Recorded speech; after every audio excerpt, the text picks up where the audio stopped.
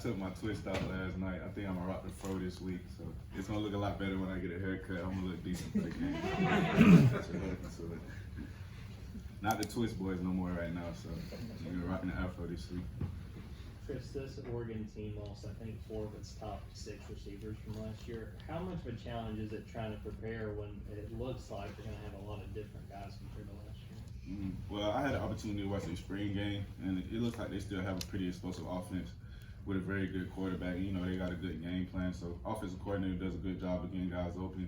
So definitely, even though they lost players, you know, they're still very explosive, and they're still a threat to be reckoned with. So definitely just got to lock in and focus on and execute the game plan that the coaches give us.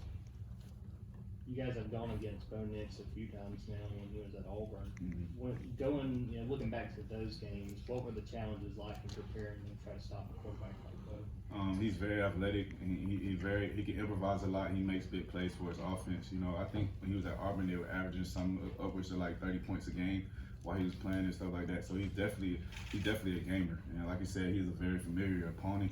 And you know, we got good rapport with him, so we definitely gonna use the pass to be able to get ready for him this game. But you know, like I said, new offense, new offensive coordinator, new head coach, things like that. Things are gonna be different. We got to be ready for those wrinkles. So. Chris, first of all, what is the charm? What is that? So this is a soldier hat. My Instagram name is like Soldier Chris, and you know, it just kind of just took on a thing of its own. All my friends and family, they call me Soldier, you know, as a nickname and stuff like that. So, you know, it's just a soldier hat. I just wanted to get it to, you know, in honor of my nickname. So, yeah. And then football question. Obviously, there's been a lot of talk about a lot of guys on defense that you lost this year. Is the defense going to look different to the average person, do you think? To me, personally, I don't think so. You know, here at University of Georgia, we pride ourselves on having a great defense. You know, Coach Smart, like I said, Coach Muschamp, Coach Schumann, Coach Scott, Coach Deribe, they all do a good job of getting everybody on the defense prepared. So, you know, I'm pretty sure we're going to put the same product out there on the field. That's our ultimate goal at the end of the day. And, you know, like I said, our coach is going to put together a good game plan for us throughout the year. And all we got to do is carry it out. Chris, you've been the new guy, the backup. Now you're one of the star players. Been through a few different DB coaches, highs, lows. What does it take to be a successful DB here at Georgia? Obviously, the ones that make it go pretty high in the NFL draft, but we've seen a lot of other guys that have transferred out. What would you say it takes to play in the second league? Well, number one, I'll say you got to be tough, especially mentally tough and physically tough. You just got to listen to the coaches, man. Like the coaches have everything we need here, and if you take what they tell you and apply it when you're out there on the field, you're just gonna continue to get better. Like I said, so like I said, mental toughness, you're gonna need a lot of that because you know it's not easy being a DB at any defense. You know what I'm saying? But as long as you carry out, listen to the coaches, and you know hone in on your own skills. You know, you gotta take time away from the field to be able to get better. You know, training with personal trainers, taking care of your body, things like that. All those things are taken into account and to becoming a great DB. So I pride myself in a lot of those things. Personally, the defensive dynamic has been a little bit different this fall. Because last year, y'all had so much experience everywhere. Now you've got new guys stepping up at different positions. Is the dynamic and relationships with y'all guys any different this fall than it was this time last year? Well, we definitely still got great relationships, and you know, we still got a lot of older leadership that came back this year, and I feel like a lot of those guys, and Nolan, Pop, Jalen Carter, they do a good job of keeping things intact. You know what I'm saying?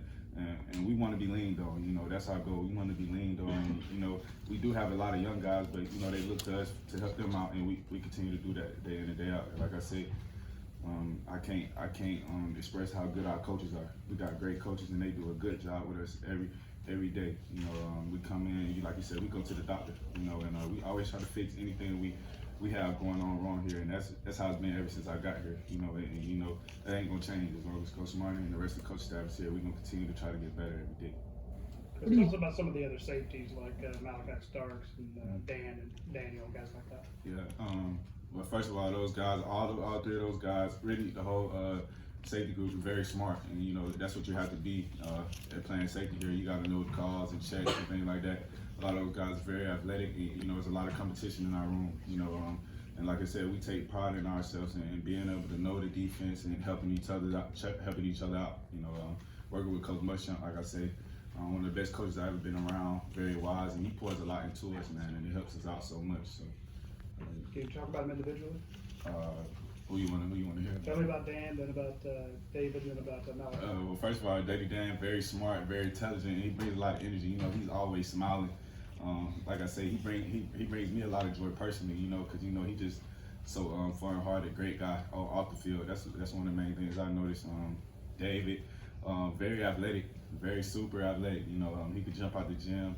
Malachi, very same, super athletic, very summer guy, always looking to learn and things like that. So, yeah, that's what I take away from those guys. What do you think about playing in Mercedes-Benz Stadium and in the AAA kickoff in particular? Yeah, like I say, ATL, that's my hometown. So, you know, and I had a couple games in Mercedes-Benz before, but I never had a home opener, you know, so it's going to be a lot of anticipation and things like that, and I can't wait, you know what I'm saying? We put in a lot of work to get to this point, and like I said, we want to go out there and execute and put our best foot forward. Chris, what have you seen from Taki on the football team? Like I say, Taki is another athletic guy, always looking to learn, and you know, he puts in the work day in and day out. You had interceptions last year against Clemson and Alabama, two of your games of the year.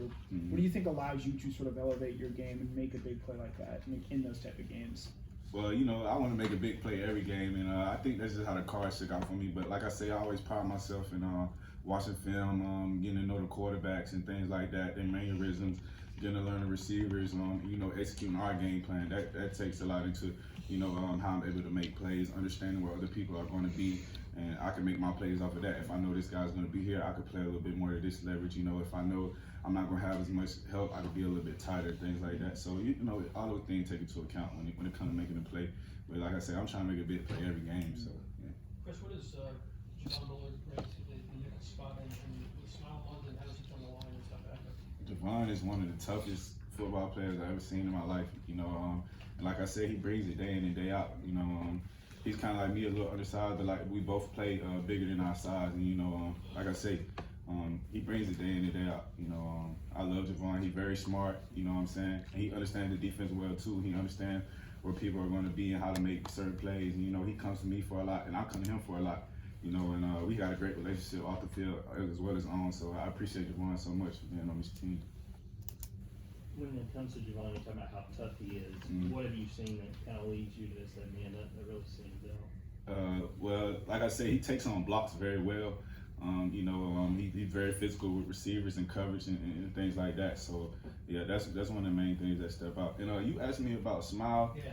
Same thing with Smile. Very tough, very athletic, a sideline guy, understand the game plan very well. So, yeah, those two guys are great players for our team.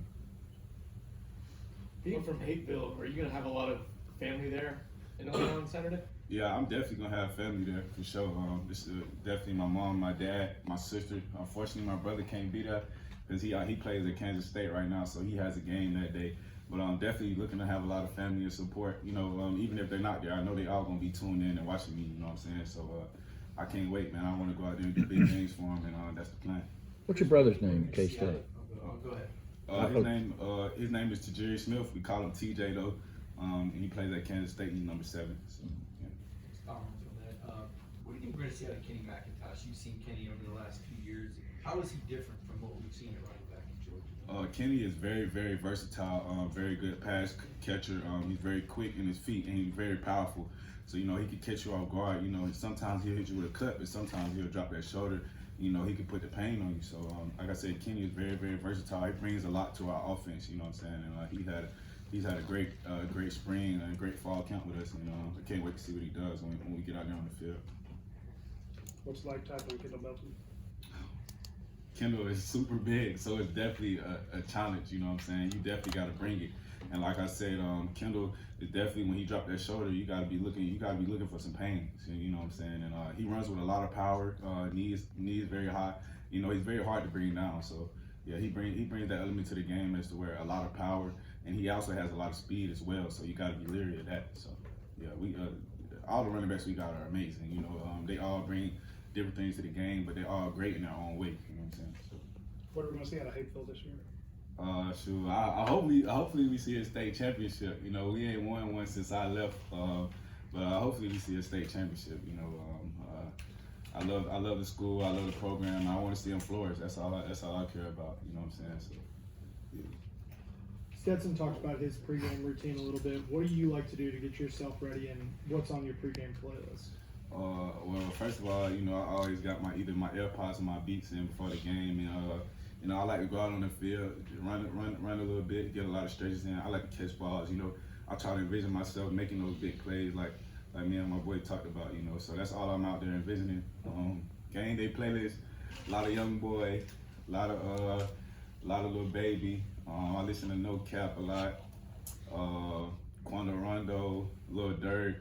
You know, it's a lot of guys in my playlist. I really just go to my recently played and hit shuffle because, you know, that's what I'm really on lately. So, you know, I just play that and, you know, it's always gonna have me turned up. So. Have you ever heard of Colby Calais?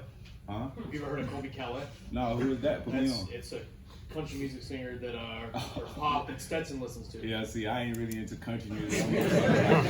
I'm a rap music guy, so, you know, I'm trying to go out there and turn up. I'll probably say the rapper that turned me up the most before the game, NBA Youngboy. He got a lot of turn music, so I turn on my NBA Youngboy and I'm ready to go to war for sure. Well, Stetson said check out Bubbly too. Yeah, I don't know nothing about that. He also likes Juicy. I don't know nothing about that. Yeah, so I'm pretty much a new age rap guy, you know. That's why I like to listen to the newer rappers and things like that. So that's mostly my playlist. Got 2 more questions.